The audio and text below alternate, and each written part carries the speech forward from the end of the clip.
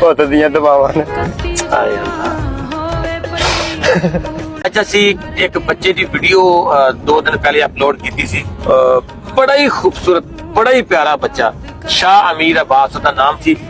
उस बच्चे ने वीडियो ਦੇ ਵਿੱਚ ਇੱਕ ਲਾਈਨ ਕਹੀ ਸੀ कि मैंने कुछ नहीं चाहिए बस मेरे अब्बू ਨੂੰ मोटरसाइकिल मिल जाए, मेरे को बर्दाश्त नहीं होता, मेरा अब्बू पैदल जाता है।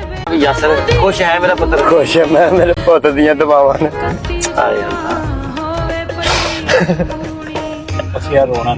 रोना नहीं मेरा पुत्र, रोना नहीं, अल्लाह ताला को दुआ करया करो दी सेहत वास्ते।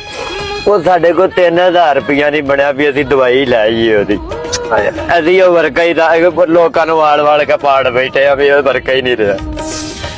इंशाल्लाह जी ਇਹਦੇ ਦੇ ਬੇਟੇ ਦਾ ਬਹੁਤ ਅੱਛੀ ਕਦੇ ਮੈਨਾਂ ਮੇਰਾ ਬਹੁਤ ਹੀ ਢਿੱਡ ਦੁਖਿਆ ਇਸ ਗੱਲ ਦਾ ਵੀ ਮੇਰਾ ਬੱਚਾ ਕਿਉਂ ਨਹੀਂ ਤੁਰਿਆ, ਮੈਨੂੰ ਕਿਹੜੀ ਟੈਨਸ਼ਨ ਚ ਪਾ इंशाल्लाह ਇਹਦਾ ਬੇਟਾ ਤੁਰੇਗਾ ਵੀ, ਉਹਦਾ ਇਲਾਜ ਕਰਾਵਾਂਗੇ, ਜ਼ਰੂਰ ਇਲਾਜ ਕਰਾਵਾਂਗੇ।